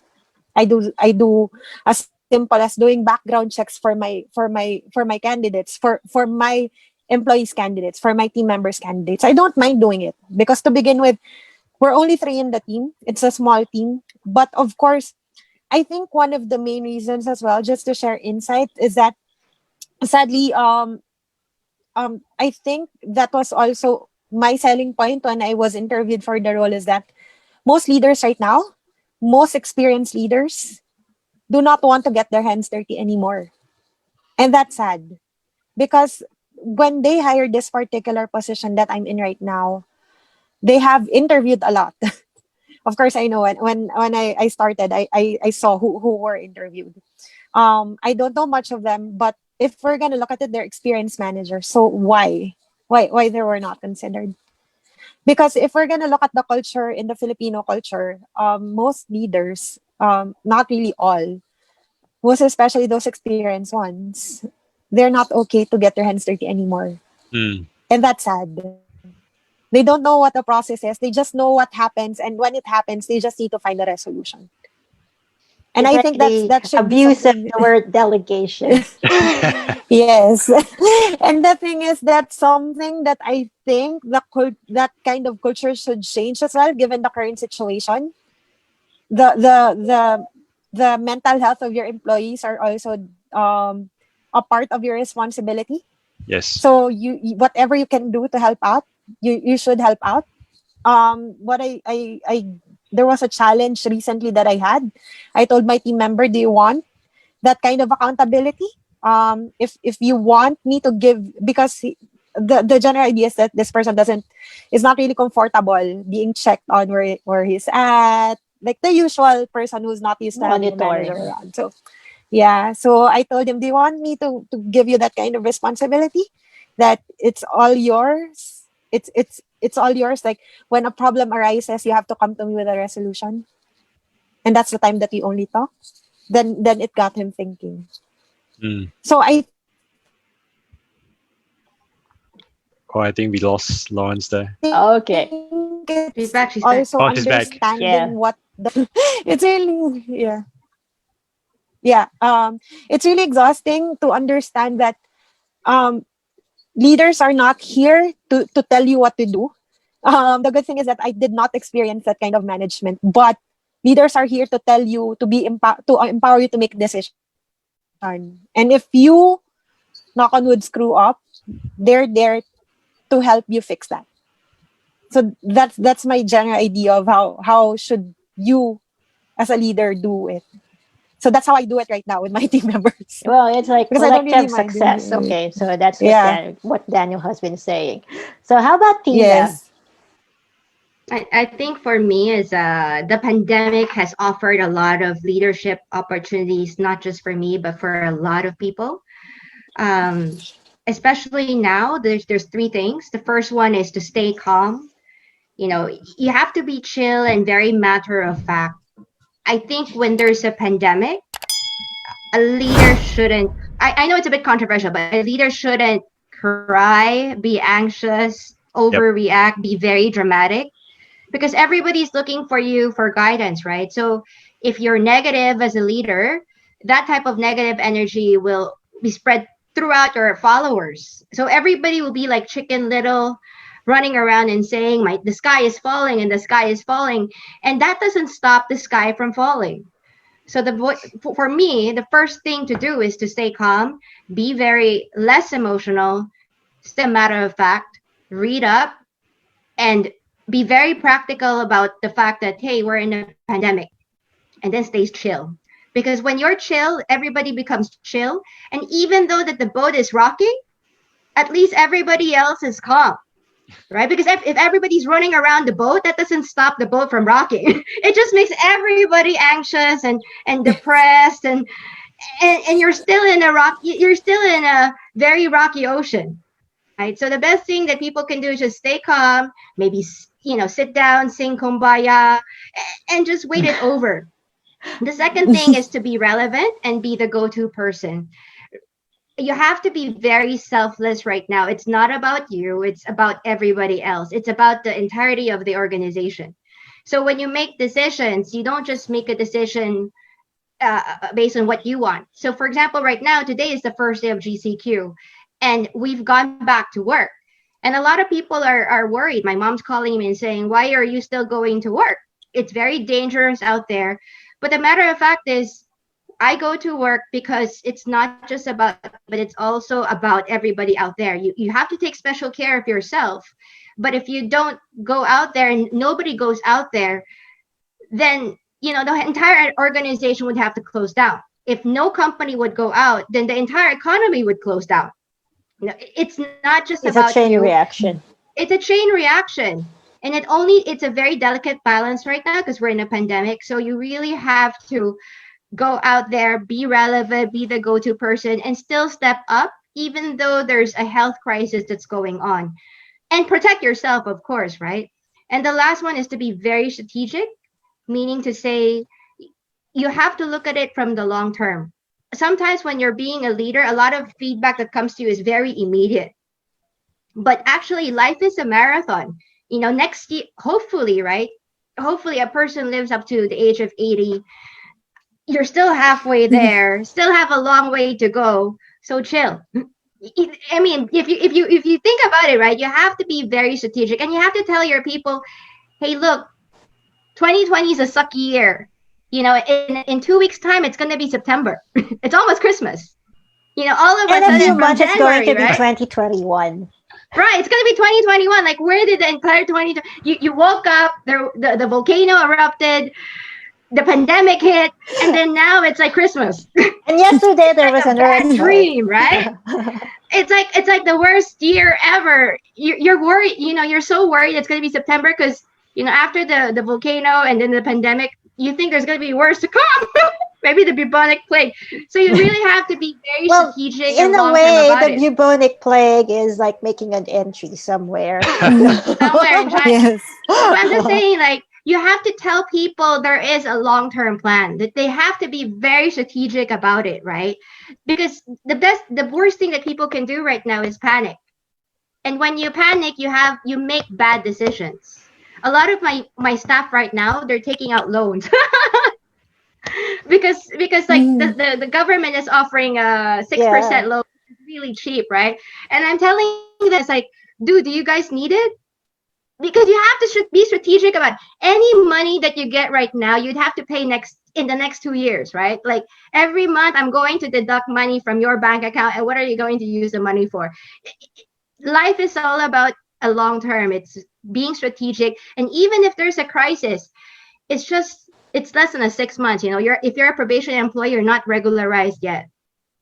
It's 6 months and it flew by so fast. So the best thing we can do is just chill and just sit back and relax. And hopefully we have a story we can tell our kids later on about the worst year in our lives. So it's just like about seeing the silver lining in it, not panicking. We're Yeah. not telling people to be happy or whatever. No, It's that's like it's not gonna make the boats more stable if you're running Yes. around the boat, right? Yeah, It's that's just gonna right. give you a headache. yeah. I just want to add to what both Lawrence and Tina has said. Mhm. If you want to be a successful first-time leader, there are very tactical things that you have to do. And I really like what Lawrence is doing. Getting to know people, getting to know what are their motivations. Managing their expectations. That's number 13. That's another trait there. Understand people's motivations, being able to manage their expectations. What Lawrence is doing is creating that psychologically safe environment so that people can work at their best. And that's a tactical, every single day you got to work at it. You got to get to know people, have lunch with them, have meals with them, have regular conversations. Every single day you are doing that. That's the tactical thing. And at the same time, what Tina is saying is so strategic, because as a first-time leader, people are looking to you. If you are displaying confidence and positivity, the rest of the team is going to take that as a signal, and they're going to go with it. If you start to panic, the rest of the team is going to think, wow, things are really bad. And, as a first-time leader, there's nothing wrong with saying, hey, look, I'm concerned with how things are going, right? There's nothing wrong with a sentence or two to show that you are still human. And that's fine, because they need to know that you're human. However, after you've expressed the concern, they want to know what's the strategy, what's the reality that you're going to bring in to bring everybody out of these dark times. And that's where the vision comes in, and that's where having that long-term strategy viewpoint is so important. So both Lawrence and Tina have raised up really good points here. Mhm. Okay. So Ken, I'm seeing a reaction again from James, and there's a brief reaction from Hans. Okay, so he likes the content, like to join this conversation, and great advice, Tina. So here, okay. So Ken, are you there? Can you read James, the question of James? Yeah, sure. Sabi ni James is another question, sir. How should a first-time managerial employee use his or her remaining influence power? He or she have, ano to? He or she have if he or she failed to meet expectations. Could wielding her influence be a two-way sword? What strategies do you suggest to prevent the worst possible outcome for this scenario? Yeah. Okay, so what happens when you lead and you make a mistake and expectations are not up to standard? Well, for one thing, you have to own it. Right? After all, as the leader, ultimately, whatever happens, good or bad, falls onto you. Right? So I think it's so important to, especially let's look at what happens. You're going to need to tell your middle level managers who are giving you this objective that you didn't meet, and why. And basically, there's no point saying, hey, look, my team didn't do this, or my team didn't do that. Your middle level manager just wants to know, what are you going to do now in order to resolve Yeah. this issue, which means that you just need to take ownership. Because here's the thing with influence. Influence is, imagine influence as a cup, but it's a cup with holes. Your influence is constantly leaking out, right? Some people like to rely on the last best thing that they did, right? And they'll always talk about the past and how great they were back then. But here's the thing, as time passes, the influence that they can draw from past achievements lessen. And so there's a constant need to continuously deliver results, continuously build on relationships, because relationships, being able to deliver results, getting involved in in particular projects or situations, continuously developing your expertise and staying current, these are the things that will continuously add into your cup. Yep. Yes. And people think, oh, okay, now that I have this cup, I can just throw the whole thing and use that as influence. Try doing that. Try building up influence for a very long time and then making one mistake and then you lose all of that straight away. Why is it that there's this saying that trust takes a very long time to be built, but it can be lost in just one incident? Influence is the same thing. You have to continuously build influence because it's always flowing out. And when you use it, you're not actually using all the influence. You're just using the Like essence, this one, I think. the essence of the influence, the interest that comes out of it. And so, to answer what James is saying, if you have made a mistake or you have failed to meet expectations, own up.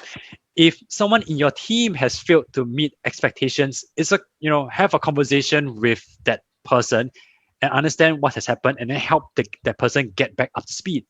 If you as the leader and the team that you have led have not met expectations, okay, let's figure out how you can get everybody back up to speed. It's okay to say, hey team, look, I'm a bit disappointed that we didn't meet the goals that were set. But that's okay. Let's work out now how we're going to go forward so that next year we're going to achieve the target. That's what everybody needs from you. Everybody, meaning the team that you're leading, wants that direction, and also the senior leaders above you want to know that you're still on top of things. Yes.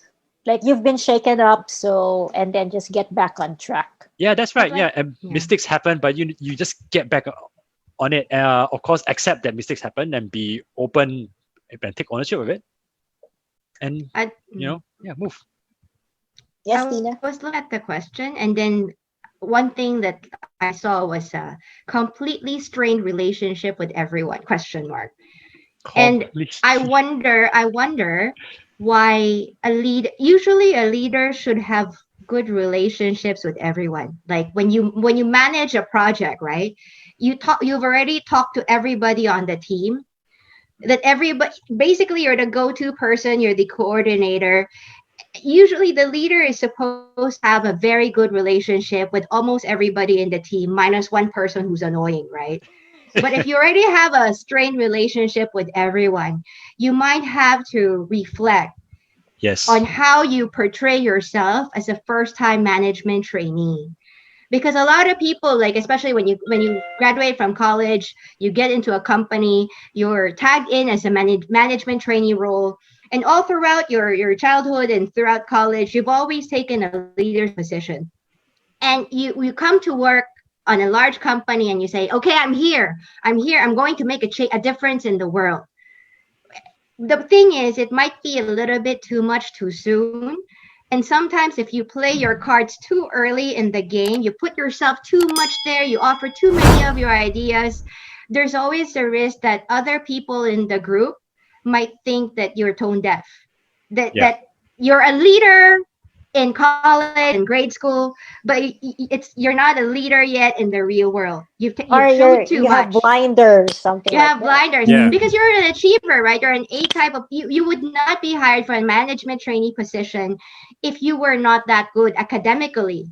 So you think that bringing, as what you said, Sir Daniel, is that you're bringing that past experience of success into your first work, and you think that gives you automatic credibility. What in fact it's not, because a lot of people that you work with are far more experienced, have been there longer, knows the politics of the game, and basically it has to be you who needs to adjust. But what you're asking them as a first-time MT is you want them to adjust to you because they should recognize how good you are, because everybody in your life has recognized how good you are. So it's a bit of a shift, perception, paradigm shift, that sometimes when you're especially a first-time leader as a management trainee, the goal should not be strained relationship with everyone. Because if you have a strained relationship with everyone, you're It's hard probably to doing work. it wrong It's hard to Yes. work if like I mean, if you have a strained relationship with everyone. with Yeah. somebody, right?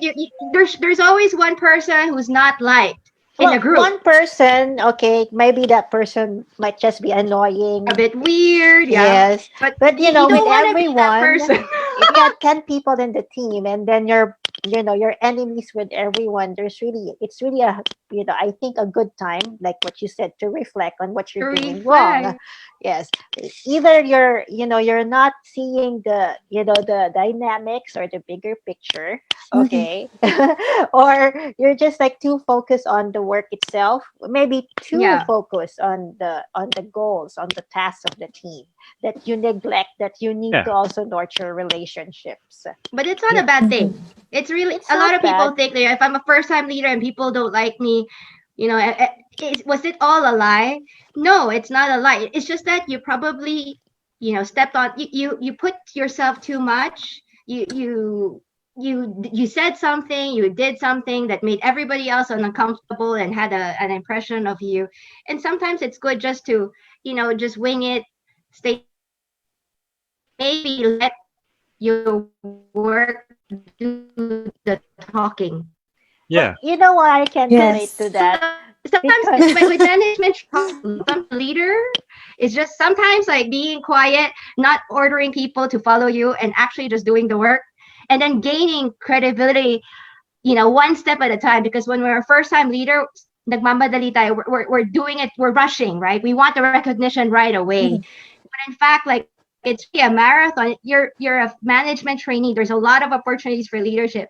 Yes. Chill. Yeah. okay, Because if so you're rushing and too ambitious, people don't like that. Daniel was about to add I something. Uh-huh. Yeah. The recognition is going to come once again yes. when you can bring success to everyone else. Mm. So when you put yourself, and I really like what Tina has said, if you're putting yourself out there too much, then maybe the intention behind that is really about yourself and not about other people. Then that And people see defeats the that. whole, and people will see that, and that defeats the whole idea of a leader. So if really you're desiring a position of management, then that's fine. You just want to be the best so that you can get the promotion and be a manager. That's okay. Each to their own. But if you really desire to be that leader, that I mean, and all of us, I think many of us had the opportunity to work for a leader where we know that we walk into the workplace giving a little bit more than what we are paid to do, right?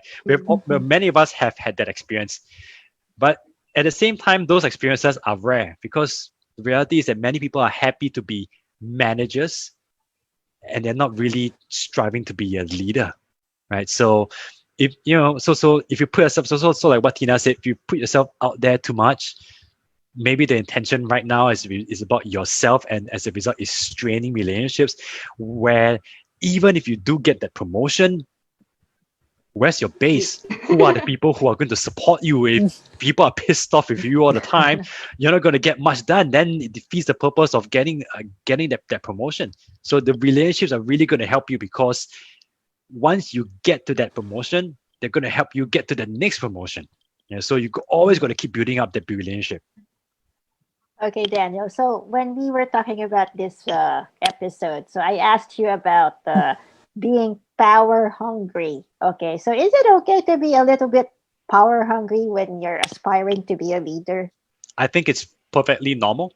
Many of us want to get that promotion. 5 or 6 people in the team, and there's only one team leader. Clearly, those who want to be the team leader got to have some ambition, and there's nothing wrong with that. But once again, it comes back to: are you just in it for yourself? Think about the leaders. Think about the managers. Let's just use the word manager. Think about the team supervisors or the team leaders that you have enjoyed working with. Why do you enjoy working with them? They looked after our development. They appreciated us. They were concerned about our well-being. We respected them for their character, or maybe any other reasons.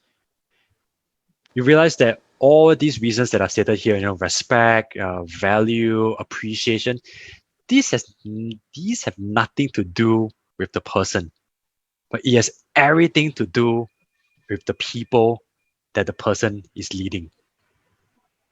And so if, Mhm. there are people who want the promotion because of the money, they want the title, they want the power that comes with it. Mhm. But let's not kid ourselves and say, hey, look, I'm doing this so that other people can benefit. No, you're doing this for yourself. And if money is what you want, then maybe you can stay as you can stay as a commission based person, because and if you do really well in sales, you can get a lot more money than your sales manager, for example. If power is what you want, maybe politics might be a good option for you. If title is what you want, then maybe go to a company where they give you really fancy titles. Mm. But like I said, don't kid yourself and think that you're doing this so that other people can benefit, when it's really about you. So that's the key to being Yeah. satisfied. Okay, just acknowledge. Okay, Yes. whatever your goals are. Okay, so we'll just leave it at that. So how about Ken? Okay, Ken. So manipulation and everything. So how does that fit into the picture? Uh, Ken. Yeah. Sorry, the dog was like scared of the So let's lightning. guess the dog. Okay, hi dog. Well, again, for me, manipulation is plain and simple. You have a plan in mind. You're executing that plan, right? It really depends on how you execute things. How Because manipulation, you could easily manipulate yourself. You could easily manipulate how you think, right? But manipulating other people, influencing other people, or doing inception takes a lot of work to do. Mostly it concerns ideas, and third party information. So for example, if I were to um, do inception with a manager, I wouldn't be the one actually saying things to the manager. I would use influential people around the manager. Okay, I would be seeding these ideas, these thoughts to them, so when they talk to the manager, they be the ones who will influence the manager in my favor, right? So mainly, that's how I look at office politics here. As I said, ass kissing. You know why? Why is that important? Because again, you're in a corporate structure. There's a ladder. Okay, so if you don't know how to make people feel good, then you're on the losing end. Okay, mainly in terms of communication, at the end of the day, are you making the other person feel good? Basically, that's it. So if you're in a situation that you have to influence other people, a simple gesture like treating them coffee, a simple gesture like bringing them some food, or a simple gesture like helping them with their tasks would mean a lot in the long run. Mm. Okay? Small gestures added up means a big thing, right? So, in terms of manipulating people in the workplace, simple. Work with your intention first, and as you amplify the intention that you have, magically people just get influenced. Mhm. Yes. So Okay. Yeah. it's like a circle, okay, being self-aware, okay, and then radiating to other people through your influence, etc. So you know what? The time actually flew by. It's 10:53 p.m. and I think this will be like be carried on with like some questions, okay, offline. So anyway, Daniel, okay, what will you be busy with in the next days? Well, look, we've been spending a lot of time, and we're coming to the end of our publishing journey of our upcoming book, First Time Leadership. Mhm. So what I've done is, in the process of interviewing all these leaders from around the world, I've selected a number of stories that specifically reflect the 30 leadership principles or traits that we have. And the big difference is that while many leadership books, give you a very general view of these leadership trait and say, hey, look, just use this trait. What I've done is I've actually spent an entire chapter on just one leadership trait. So there are 30 chapters. So each chapter talks about one leadership trait, and it's inspired based off real life stories that these leaders share with us. So I create character-driven stories, and I show how these character actually use this trait that when they don't use it, it makes life difficult for them. So each of these characters go through a hero's journey, and they end up victorious because of this one particular trait. And at the end of the day, the more successful a leader is, the more of these traits they are actively using. And here's the trick: all of us, like what I shared earlier on at the very start of our conversation, all of us already have these traits. The ability to reflect, the ability to connect with people, the ability to practice empathy and compassion and care. All of us have it. It's only a matter of how do we mold it so that we can use it in the best way, that in a unique leadership style that works for us. That's the key.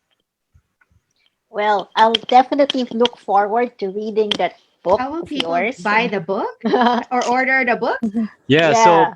so the book's likely going to be coming out towards the end of the year, so it's a really great time for a good Christmas A gift. Christmas gift, yeah. Yeah, I encourage everybody to check us out on LinkedIn or Facebook. Just search for First Time Leadership. We do have a website coming up soon. It's just going to be ready in the next 1 or 2 weeks. So that and if there are any questions about first time leadership, about leadership in general, particularly around being a first time leader, feel free to just reach out to me, drop me a message on Facebook or LinkedIn, or you can send all your questions to Cristina, and I'm sure that she can compile it and send it over, and I'm happy to answer them in Yeah, videos or in okay. blogs, and then share it back with the with the community. Yeah, and sometimes we get questions and then I just forward it to the resource person, or maybe we'll answer it. So I'll have another episode. I'll Yeah, have a part two. ask the really tough questions that you want answers to, Yeah, but like you're too afraid to ambition, ask. power. Yeah. Yeah, yes, yeah. Because the person who asked me, if they can be a leader, if what they want is money, power, and title, the person did so anonymously. Okay. Okay. So how about Tina? So I understand, Tina, you have a talk coming up. I have a talk this Friday, August 21. It's 3 hours, and it's all about how HRs can arm themselves with the right knowledge to manage this pandemic, and how they can use how can they use the new laws that's coming out, the new government regulations that's coming out, to draft a company policy that's effective for everybody, that will be widely accepted by everybody, because a lot of the things that's coming out right now are bad news, and it's really hard to make policies based on bad news. So what should HR officers need to be aware of when drafting up policies, and writing it in such a way that's palatable to both upper management and to employees alike? And then we'll discuss about a few other things, like how to manage people, how to communicate with them. Basically, a lot of fun stuff, I think. And I'm really very excited. It's this Friday, August 21 at 3 to 6. And I also have a blog that I do on the side. It's tinainmanila.com. But mostly, I'm a moderator at HR Shouts and Whispers. So I'm very excited about that. Lots of training, especially, what is it? Your HR clinic, right? Is that correct, So Christina? yeah, we're having this tie-up with Circologica. It's the HR Skills Clinic 2020. So I'll be the first facilitator. Okay, valid. Okay, Dun, dun, I dun. forgot the title. Okay, because okay, okay. So it's a legal, valid, and sensible. Okay, how to draft compensation policies, because I'm in compensation. So I'll be the first speaker, and then so following me in the afternoon is Dian Kot. He will be talking about pay structure. Okay, that's from compensation policies to compensation philosophy to payment structure. Okay, so that will be his talk and webinar. So how about Lawrence? What will you be focusing on in the next few days? So as everyone might have noticed, well, most especially to those who are members of HR Shouts and Whisper, I am still consistently posting job openings. So most especially, guys are hiring for an HR generalist. So this junior person will be doing end-to-end recruitment, comp and ben, and employee engagement. And aside from that, we have a lot of sales roles. So we're doubling up in number until December. So it's very ambitious for a company right now to double up given the current situation. But yeah, we're an opportunity company. I think you're As hiring for a business analyst.